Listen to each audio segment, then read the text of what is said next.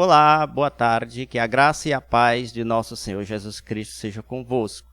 Nós queremos agradecer mais uma vez a Deus por esta oportunidade que Ele nos dá de estudar a Sua Palavra em mais uma escola bíblica dominical aqui na Igreja AD Cidade.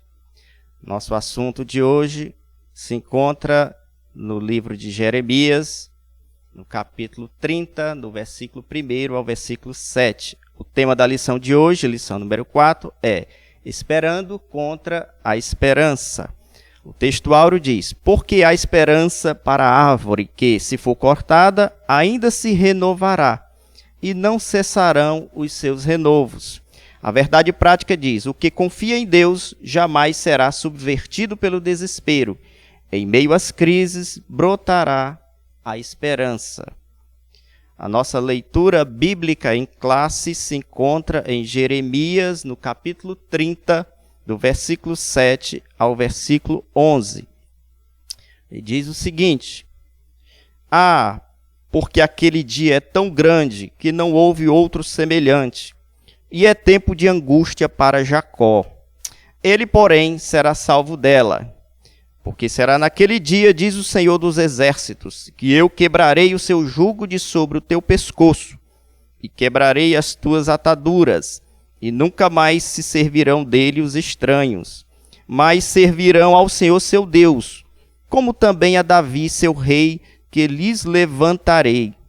Não temas, pois, tu, meu servo Jacó, diz o Senhor, nem te espantes, ó Israel. Porque eis que te livrarei das terras de longe, e a tua descendência da terra do teu cativeiro. E Jacó tornará e descansará, e ficará em sossego, e não haverá quem o atemorize. Porque eu sou contigo, diz o Senhor, para te salvar, porquanto darei fim a todas as nações entre as quais te espalhei.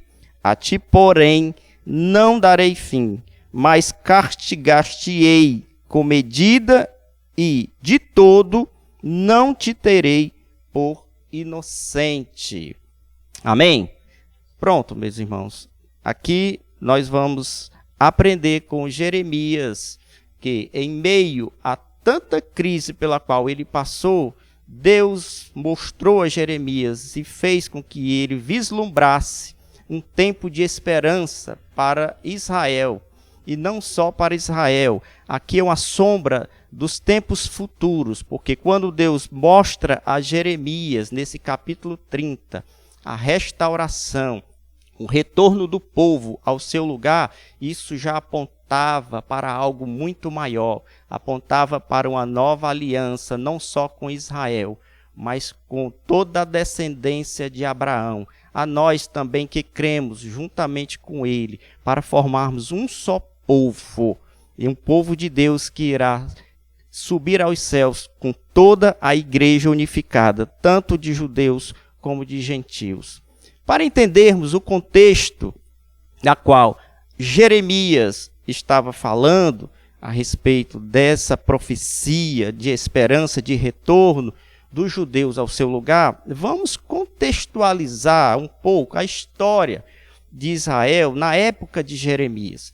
Jeremias foi um profeta sensível aos problemas pelos quais Israel passava. Devemos lembrar que o povo de Deus virou as costas para o seu Deus. Ele apostatou da fé. Ele não se lembrou das promessas da antiga aliança, a qual Deus falou pelo ministério de Moisés, lá no monte, onde Deus prometeu aquele povo que, se eles permanecessem fiéis àquilo que Deus estava pactuando com eles, eles seriam um povo abençoado. Nenhuma nação estrangeira conseguiria ficar de pé diante deles. Mas o povo, com o passar do tempo, esqueceu o compromisso que tinha feito com Deus. Descumpriu os estatutos de Deus, virou as costas para Deus. Começou a se curvar ante a deuses estranhos. Não se lembrou das promessas de que Deus havia falado através do seu servo Moisés, de que se eles permanecessem fiéis, não tinha nação alguma que se colocaria ou que se permaneceria de pé diante do povo de Israel. As bênçãos seriam infindáveis. até aqueles que não teriam como bater de frente com Israel, não poderia guerrear com ele. Por quê? Porque Deus era o Deus que iria proteger aquela nação. O povo, ao invés de seguir os estatutos que Deus havia firmado, preferiu olhar para trás. Começou a se prostituir com os deuses estranhos, apostataram da fé. E Jeremias surge neste contexto para lembrar ao povo da sua desobediência para com os estatutos de Deus. Vamos lembrar em que consistia a aliança feita com o povo até chegar ao tempo de Jeremias. Vamos abrir a Bíblia em Deuteronômio, lá no capítulo 4, versículo 23 até o 31, onde Deus fala ao seu povo e estabelece com ele uma grande aliança. E diz o seguinte, Moisés falando ao povo: guardai-vos e não vos esqueçais da aliança do Senhor vosso Deus, que tem feito convosco, e não façais para vós escultura alguma, imagem de alguma coisa que o Senhor vosso Deus vos proibiu. Porque o Senhor teu Deus é um fogo que consome, um Deus zeloso. Quando, pois, gerardes filhos, e filhos de filhos, e vos envelhecerdes na terra, e vos corromperdes, e fizerdes alguma escultura semelhante de alguma coisa, e fizerdes o que é mal aos olhos do Senhor teu Deus, para o provocar a ira, hoje tomo por testemunhas contra vós o céu e a terra, que certamente logo perecereis da terra, a quais passais o Jordão para possuir. Não prolongareis os vossos dias nela, antes sereis de todo destruídos, e o Senhor vos espalhará entre os povos, e ficareis poucos em número entre as nações, as quais o Senhor vos conduzirá. Então dali buscarás ao Senhor teu Deus, e o acharás, quando o buscares de todo o teu coração e de toda a tua alma.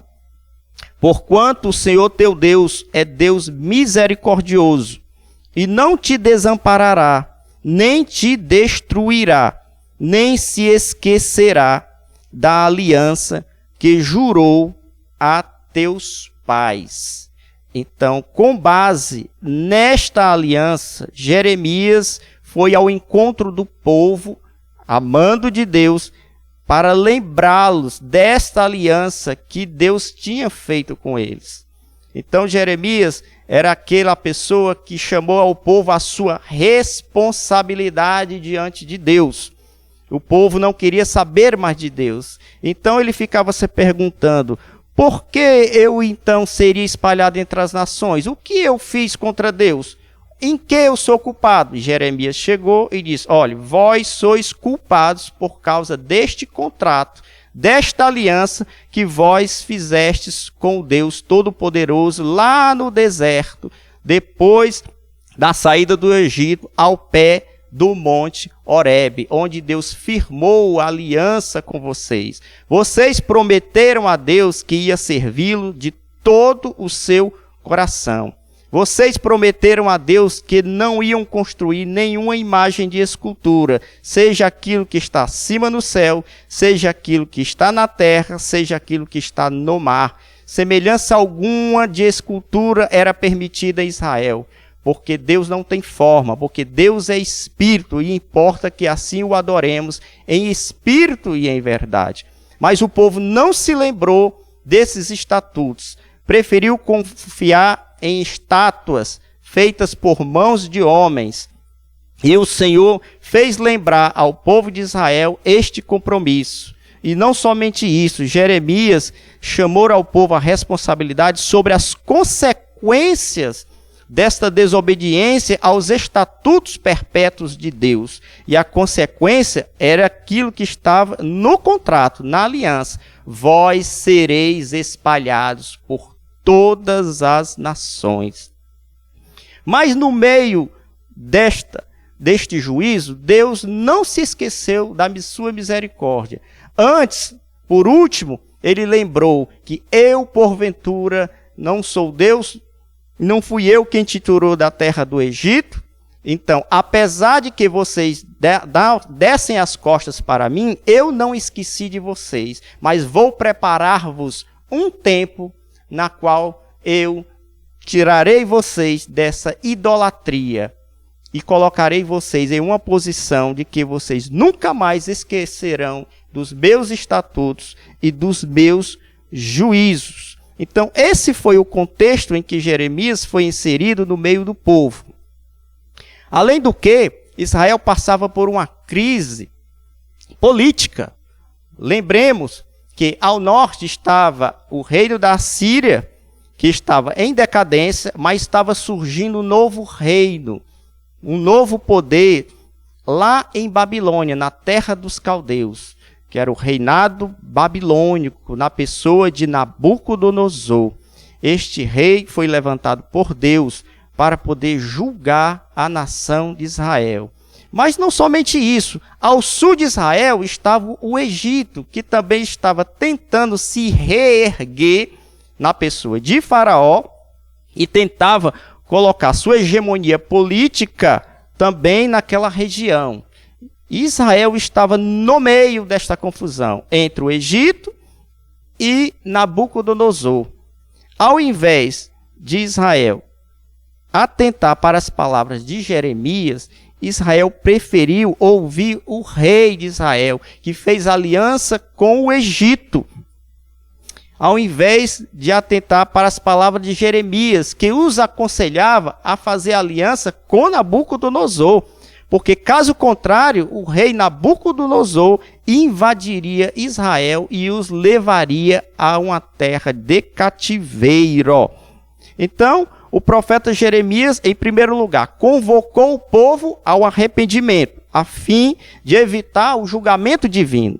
Não atentando para as suas palavras, Jeremias passou a mudar o discurso e a evoluir seu discurso. Já que o povo não ouviu, ele agora avisava que o tempo não era mais de arrependimento, porque esse tempo já havia passado.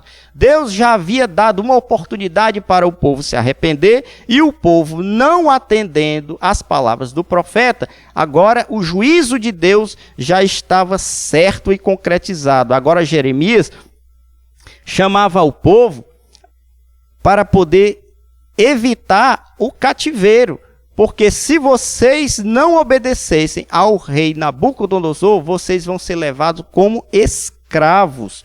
E agora a palavra de Jeremias era o seguinte: o cativeiro babilônico já era inevitável. Então o que é que vocês deveriam fazer? Façam aliança com Nabucodonosor. Mas o rei de Israel não ouviu a voz do profeta e fez aliança com Faraó do Egito. Ouvindo isso, Nabucodonosor preparou todo o seu exército e aí invadiu o reino de Judá e levou cativo o povo de Israel.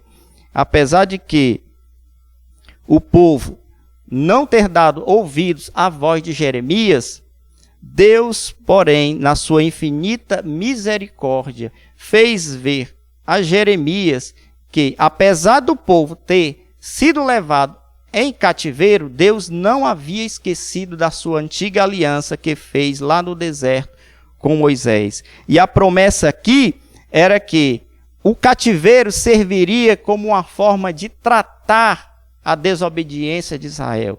Deus estava usando o Império Babilônico para fazer com que Judá, o povo de Israel, atentasse para o seu grande pecado que ele cometeu contra Deus, que foi a sua grande idolatria. Então, Deus fez ver a Jeremias, naquele tempo de profunda crise, de uma profunda desesperança, que ainda havia esperança para o povo de Israel.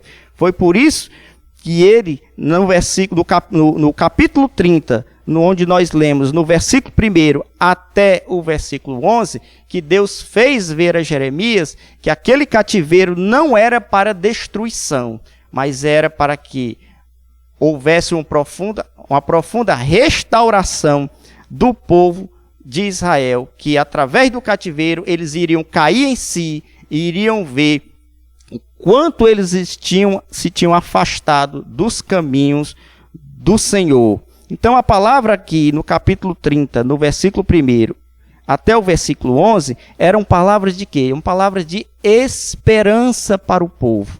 A esperança de que um dia Deus haveria de reunir as duas tribos, tanto a do norte quanto a do sul, tanto o reino do norte, com a sua capital Samaria, como o reino do sul, em Judá, seria novamente um só povo e um só reino, e que eles voltariam à sua terra, desta vez para serem definitivamente restaurados pelo poder de Deus, e se tornariam uma nação só, desta vez em grande obediência àquilo que Deus haveria determinado através da sua aliança. Ora, então, o que Jeremias fez, apesar de perseguido pelos seus próprios colegas profetas, que profetizavam que o cativeiro duraria apenas 2 anos, mas Jeremias, inspirado por Deus e mostrando que aqueles profetas eram profetas mentirosos, ele dizia que o cativeiro de Israel não seria de 2 anos. O cativeiro de Israel duraria 70 anos. E por essa mensagem, o rei de Israel mandou prender a Jeremias, porque entendia que a mensagem de Jeremias desestimulava o povo a resistir à opressão de Nabucodonosor.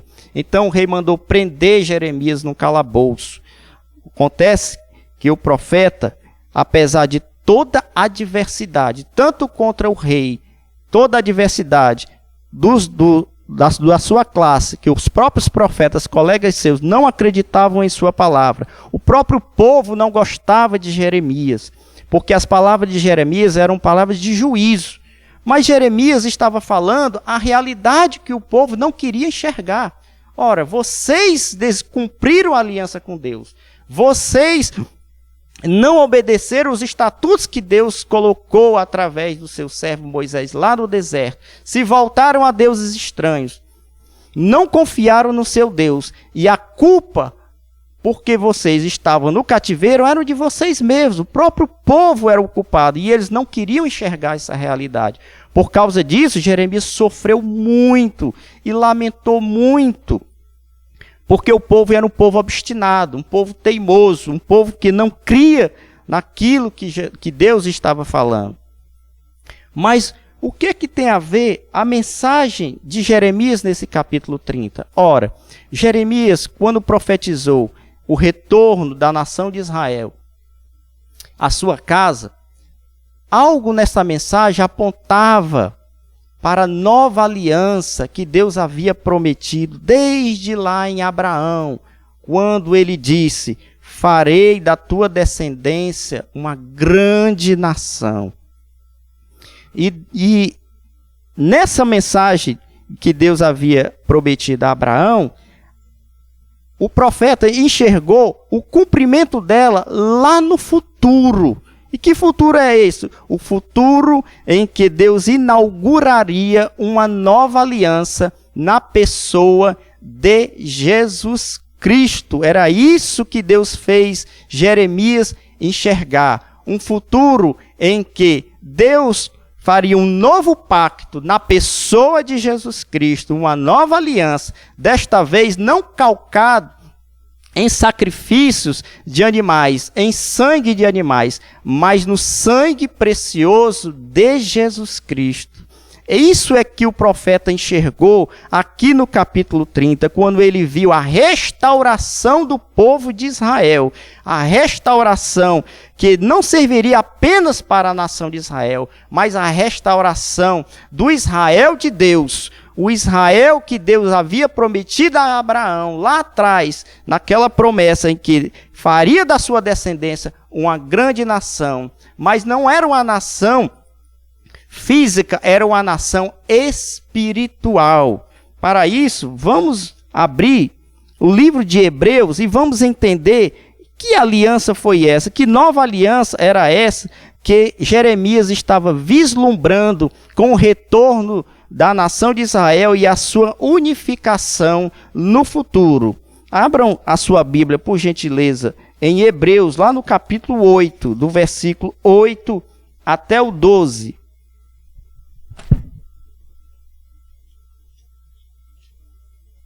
Hebreus 8, do 8 até o 12.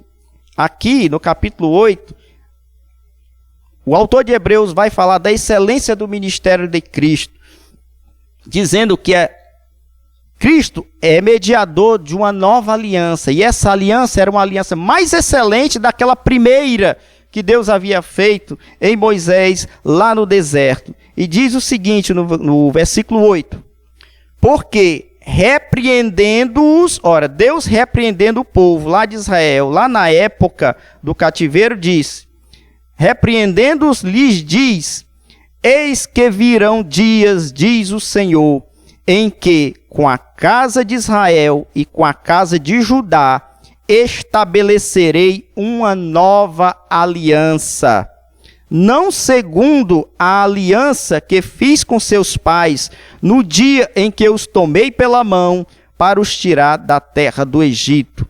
Como não permaneceram naquela minha aliança, eu para eles não atentei, diz o Senhor. Porque esta é a aliança que depois daqueles dias farei com a casa de Israel, diz o Senhor.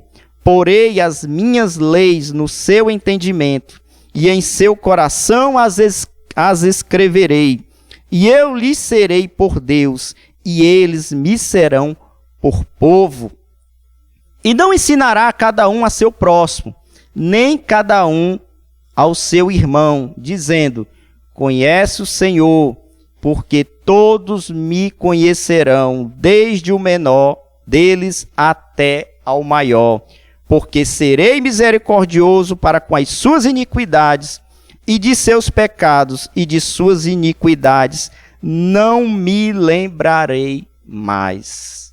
Então vejam aqui o autor de Hebreus interpretando a passagem em que Jeremias vislumbrava a reunificação do povo de Israel, lá no capítulo 30 que nós anteriormente lemos, e apontava aqui para esta aliança, a aliança que o povo faria agora, não, como eu disse, não baseada em sangue de animais, mas agora no precioso sangue de Jesus.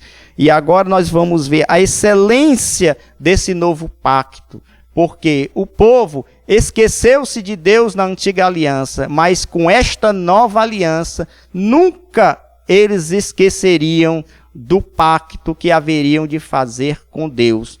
Porque as leis agora não eram escritas mais em tábuas de pedra ou em rolos de pergaminho, mas as leis agora estariam escritas no nosso coração, com o advento do Espírito Santo de Deus, que nos faria lembrar de todos os estatutos de Deus e agora ensinadas por Cristo Jesus, o Filho de Deus, através da sua doutrina. Essa é a esperança que Jeremias vislumbrou. E esta é a esperança que nós, hoje, o povo de Deus, temos no sangue de Jesus Cristo. Porque o Senhor prometeu e é fiel para o cumprir. Porque na nova aliança com Deus, nós sabemos que a esperança nunca morre, mas ela é permanente até o dia da vinda de Cristo. Mas para que entendamos o que é ou o que seria essa esperança, devemos fazer uma pergunta básica. O que é esperança? Para você, o que é esperança? Lá em Jeremias, a esperança veio com uma visão de Deus, de que o povo iria retornar à sua terra. E não somente isso, a esperança era de que haveria restauração para o povo de Deus.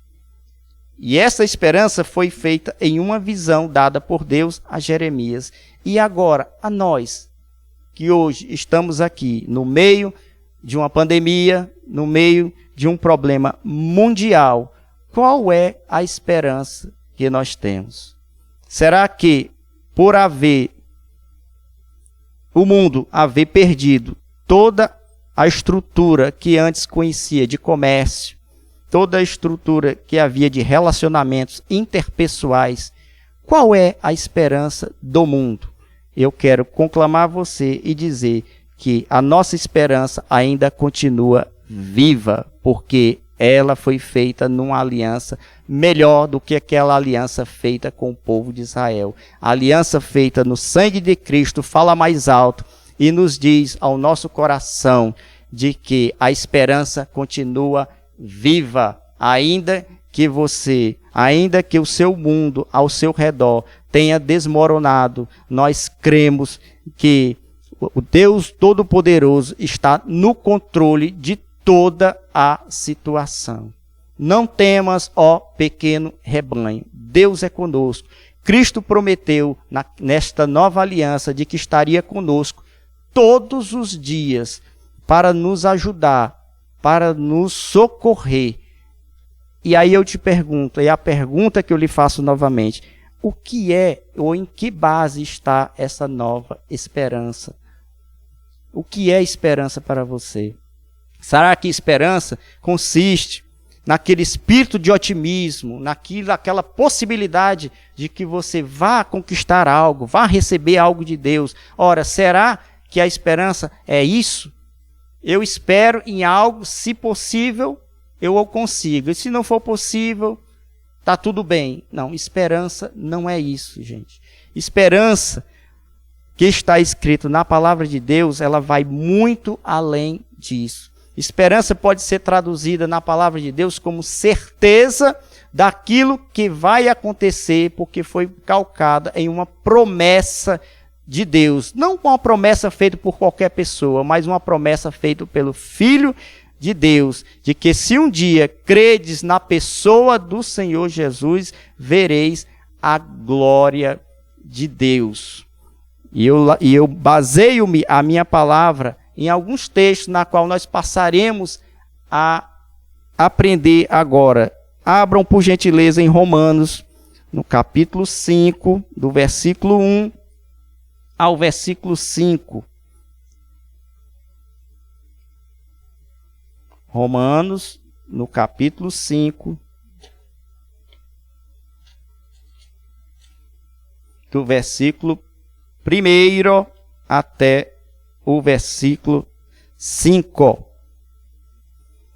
Diz o seguinte: tendo sido, pois, justificados pela fé, temos paz com Deus por nosso Senhor Jesus Cristo, pelo qual, ou seja, por Jesus Cristo, também temos entrada pela fé a esta graça, na qual estamos o quê? Firmes, e nos gloriamos na esperança da glória de Deus. Repito, e nos gloriamos na esperança da glória de Deus. Eu posso trocar aqui a palavra esperança por certeza, e seria assim: nos gloriamos na certeza da glória de Deus. E não somente isto, mas também nos gloriamos nas tribulações, sabendo que a tribulação produz a paciência, e a paciência a experiência, e a experiência a esperança,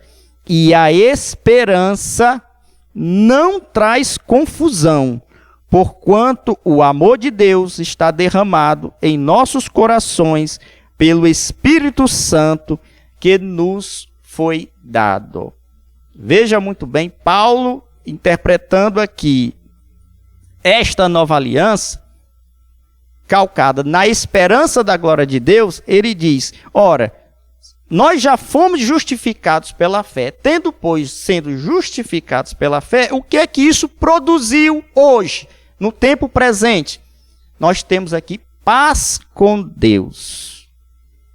O primeiro efeito da fé é a justificação. E isso fez com que nós tivéssemos o quê? Paz com Deus. E essa paz é através de quem? Através da fé em nosso Senhor Jesus Cristo, pela qual nós temos o quê? Essa fé. Ele nos concedeu o quê? Entrada de graça à presença de Deus. Diferentemente do povo que estava obstinado, se curvando a deuses estranhos, agora na nova aliança mudou completamente. Porque a lei agora está escrita em nossos corações, como eu falei anteriormente. E agora não precisa que ninguém nos ensine para saber quem é Deus, onde Ele está, de que forma Ele age. Porque o Espírito Santo que nos foi dado nos ensina todas as coisas e nos faz lembrar que temos acesso a esta graça através de Jesus Cristo. Quando ao terceiro dia Ele ressuscitou, Ele concretizou o seu plano, a sua nova aliança conosco e nos garantiu entrada gratuita à presença de Deus. E não somente isso, ele diz que esta graça na qual estamos firmes,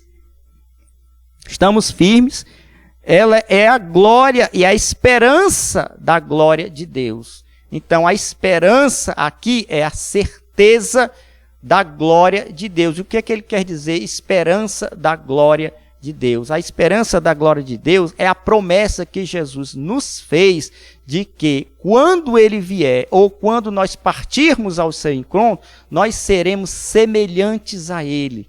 A glorificação do corpo que Deus prometeu através de Jesus quando ele esteve aqui na terra e prometeu que não vos entristeçais, porque um dia eu voltarei e tomarei vocês para comigo, e vocês serão semelhantes a mim. Então, o que é a nossa esperança? A esperança de que seremos resgatados por Jesus Cristo e não teremos mais este corpo sofrido, este corpo frágil, mas temos esperança de que seremos semelhantes a Ele, a glória do corpo de Cristo que foi revelado a Paulo. Nós teremos semelhante glória. É por isso que nós nos alegramos, apesar das tribulações que nós passamos, porque Paulo mesmo diz que a momentânea tribulação na qual nós estamos passando não há de se comparar com a eterna glória que nós usufruiremos na presença de Cristo. É por isso que ele diz que nós nos gloriamos nas tribulações, porque ele sabe qual o efeito que tem a tribulação, que ela produz a paciência, a experiência e, ao fim, a esperança. E essa esperança não é, como eu falei, uma expectativa, não é um espírito de otimismo, mas é a certeza de que o que Cristo falou, Ele vai cumprir. Já nos deu no tempo presente o quê? A justificação pela fé. E não somente isso, além da justificação, Ele fez também o que conosco? Ele nos glorificou já no tempo presente. De que forma? Mostrando-nos lá na frente o que nós haveremos de ser. Essa é a nossa esperança, mas não aquela esperança dúbia, mas uma esperança de que certamente Deus tem poder para fazer aquilo que prometeu. Não somente isso, mas vemos também o reforço dessa promessa lá em Colossenses, lá no capítulo 1. Colossenses,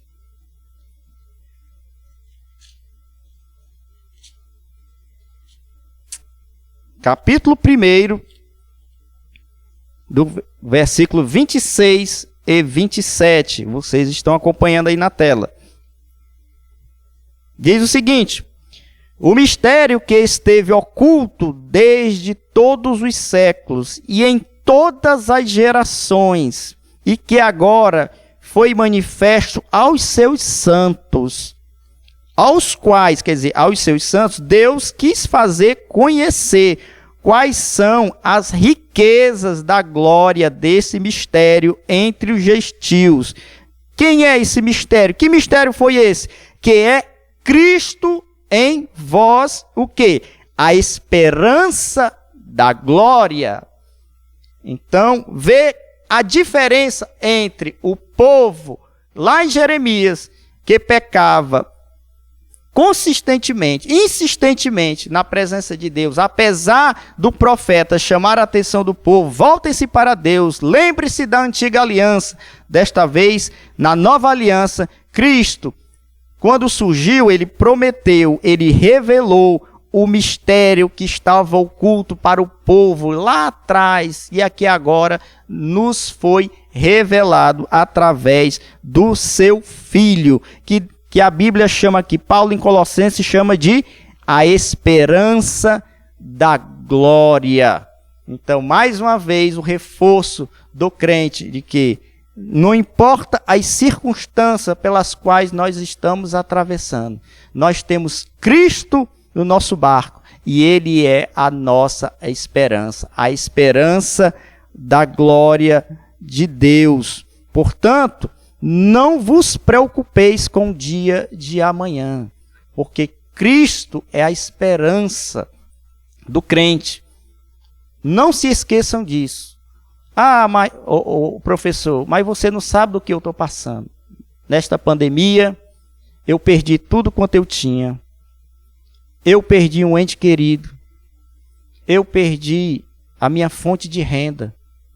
Meu amado, meu irmão, Cristo nunca nos prometeu, quando Ele aqui esteve, que a nossa maneira de viver seria um mar de rosas. Ele disse, no mundo tereis tribulações, mas não vos preocupeis. Eu venci o mundo. E a vida do crente é essa, é uma vida de fé em fé. Mais uma vez eu lhe chamo a atenção. Lembre-se das promessas de Jesus que estão escritas nas Escrituras. Paulo diz que ele é a esperança da glória e que, apesar das nossas tribulações, Cristo está no barco. Lembre-se de que quando os discípulos atravessavam o mar da Galileia, Cristo estava no barco e estava dormindo. E eles achavam que, com o levante daquela tempestade, eles iriam sucumbir. E acordaram o mestre e disse, mestre, não se te dá que pereçamos? Tu não estás vendo que vamos morrer? Qual foi a resposta dele? Por que estáis preocupados, homens de pouca fé? Acalmem-se, eu estou no barco. E falou a tempestade, vento, aquieta-te, mar, faça-se bonança. Acalma-te. E tudo se fez bonança. Então, meus amados irmãos, apesar das circunstâncias, Cristo está no barco. E não está dormindo. Cristo está vendo a nossa situação. Agora, o que Ele espera de nós é que nós nos voltemos para Ele em atitude de fé. Ele diz, não vos preocupeis com o dia de amanhã, basta a cada dia o seu mal. Confiai nas palavras do Senhor, o nosso mestre. Ele é fiel para cumprir aquilo que prometeu. Vamos agora mais à frente, falando ainda de esperança. Vamos na carta do apóstolo João, na epístola, em primeira carta do apóstolo João, no capítulo 3. Capítulo 3, do versículo 2 e 3, diz o seguinte: amados, agora somos filhos de Deus, e ainda não é manifesto o que havemos de ser.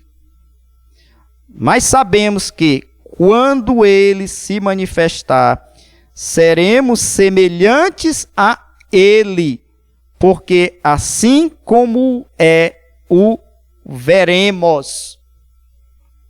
E qualquer que nele tem esta, o quê? Esperança. Purifica-se a si mesmo, como também ele é puro.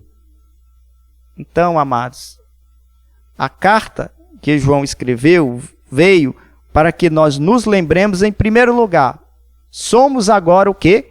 Filhos de Deus.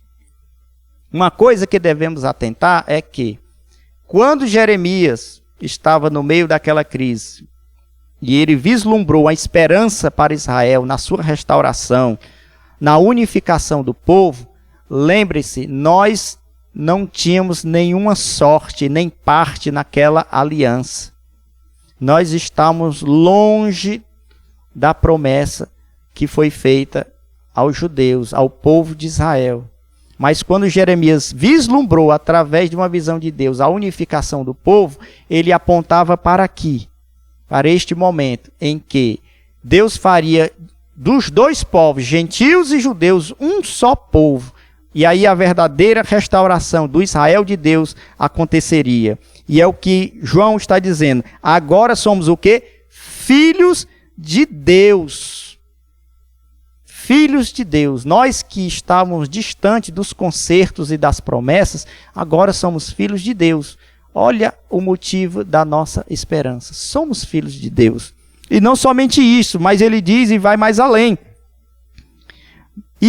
Mas sabemos que quando ele se manifestar, seremos o quê? Semelhante a ele. A ele quem? A Jesus. Porque agora não foi ainda nos manifestado o que havemos de ser. É por isso que nós temos esperança. A esperança de sermos de acordo com Cristo, glorificado, de acordo com que Cristo foi glorificado.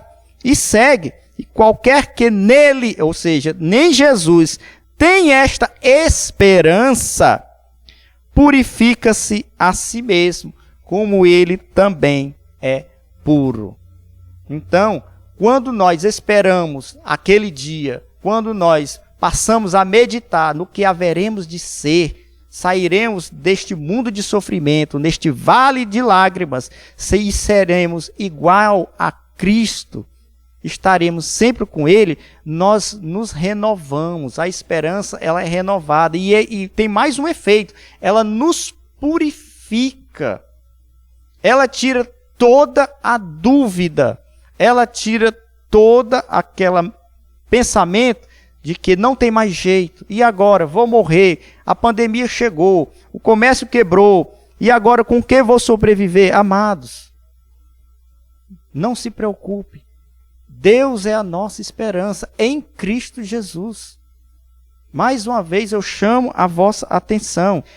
Cristo é a esperança da glória. Cristo é a esperança da glória. E assim como a promessa que Deus fez a Jeremias, de que iria abençoar novamente o povo de Israel, Deus faz esta promessa conosco, que apesar da tribulação, Ele nos abençoa. De que forma?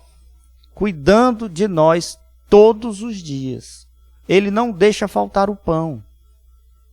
Ele nos traz debaixo das suas asas, porque isso é promessa. E a promessa feita por Cristo, ela se cumpre, porque Ele é fiel. Agora tem que crer. Eu chamo a atenção a vocês que a fé, ela tem que ser viva. Ela tem que ser viva em Cristo, para que você possa enxergar aquilo que os olhos carnais não enxergam. A fé, ela descortina aquilo que está impedindo de nós enxergarmos o que Deus prometeu para nós. Portanto, cabe a nós crermos, como Abraão creu. No dia que Deus falou para ele que faria dele uma grande nação. E ele não atentou para o seu corpo que já estava velho, e nem de sua esposa Sara, que estava com o ventre amortecido pela idade. Mas ele creu na palavra de Deus, e isso lhe foi imputado como justiça. Então o que cabe a nós é o quê? Crer. Creia no que Cristo está nos dizendo. Ele cuida de nós. Ele está à frente de nós. Ele está acima de todos os problemas. Ele está no controle de todas as coisas. Então, por que tu choras? Por que tu te lamentas? Levanta a cabeça. Olha para o alvo. Olha para Cristo. Busca Ele em oração para que Ele possa te mostrar que os nossos problemas não são nada diante daquilo que Ele prometeu para nós. E nos abençoa desde já. E lá no futuro, quando nós deixarmos este tempo, este corpo mortal, estaremos com Ele permanentemente. E Ele enxugará do nosso rosto toda a lágrima. Então, meus irmãos, eu vos conclamo a nos voltarmos para Deus em atitude de fé. Porque Cristo está às portas. O mundo já jaz no maligno. O mundo jaz no maligno. Então a minha confiança não vai ser na restauração do comércio. Apesar de que nós oramos a Deus para que as coisas se normalizem, que as pessoas ganhem o pão de cada dia através do seu trabalho. Essa é a nossa oração diária. Mas a minha esperança não está nisso. A minha esperança está em um dia ser igual a Cristo. Essa é a minha esperança. Isso é que me faz me levantar todos os dias para trabalhar, para ganhar o pão para minha esposa e para os meus filhos. Isso é o que faz eu amar o meu irmão e a minha irmã. Porque o Evangelho é amor. É isso que me faz amar o meu irmão. A esperança da glória. Essa é a mola motivadora de tudo e que nós somos e tudo que nós fazemos. E o que você está preocupado? Você acha que este pequeno problema que surgiu no mundo vai te separar do amor de Deus? Ela vai fazer algum efeito na sua vida ao ponto de você retroceder? De maneira alguma. Deus está no controle de todas as coisas, repito, e sou insistente nessa palavra. Porque muitas vezes parece que nós esquecemos e olhamos para os problemas e focamos no problema quando nós devemos focar na solução do problema. O panorama é o seguinte, é que problemas existem e sempre existirão. Mas aquilo que está conosco é o maior que está no mundo, mas é maior do que os problemas, que é Cristo. Então, se você acha que esse pequeno problema vai te fazer regredir na fé, pense novamente. Vamos ler a respeito disso em Romanos, no capítulo 8. Romanos, capítulo 8.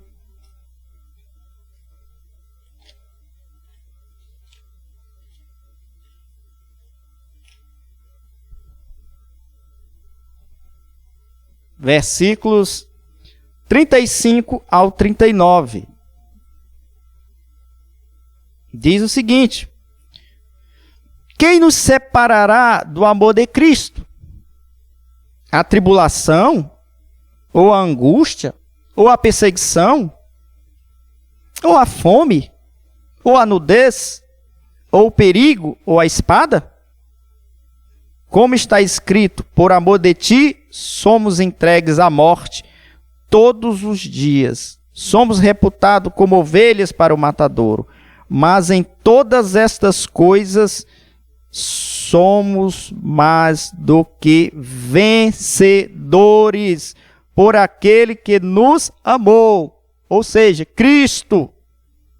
Porque estou certo de que, Paulo diz, estou certo de que nem a morte, nem a vida, nem os anjos, nem os principados, nem as potestades, nem o presente, nem o porvir, nem a altura, nem a profundidade, nem alguma outra criatura nos poderá separar do amor de Deus que está em Cristo Jesus, nosso Senhor.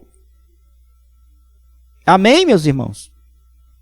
Então, olhe ao redor. Se tudo está contrário daquilo que você planejou, se as coisas estão de cabeça para baixo, se você está passando por uma grande crise, não tem mais, mas olhe para o alvo, que é Cristo. E que essas circunstâncias, de maneira alguma, nos fará separar do amor de Deus que está em Cristo Jesus. E Paulo elenca uma série de adversidades, de dificuldades, e ele fala de morte, fala de perseguição, fala de fome, de nudez, enfim, fala de tribulações. E mesmo assim, ele diz que nada poderá nos separar do amor de Deus. Essa é a nossa esperança. É a esperança viva em Cristo. Eu dou glória a Deus por Jesus, que a igreja de Deus, ela é vitoriosa. Ela não é igual ao povo que se perdeu e foi levada ao cativeiro na época de Jeremias. Não. A igreja é vitoriosa desde o seu nascimento, porque ela foi criada, ela foi gerada através de uma aliança baseada num sangue que é mais precioso do que aquele sangue de animais, o sangue precioso do Senhor Jesus. E essa aliança, feita com as promessas de Jesus, elas foram escritas em nossos corações, não em tábuas de pedra. E não precisa mais que algum profeta venha até nós e nos relembre do pacto que nós fizemos em Cristo pela fé. Porque o Espírito Santo de Deus está conosco. E é Ele que nos faz lembrar que Cristo é a esperança da glória do crente. Então, meus amados irmãos, eu quero agradecer a vocês por estar neste domingo à tarde aprendendo da palavra de Deus. E a mensagem que eu trago como conclusão, e vai ser colocada aí na tela para vocês, é a seguinte: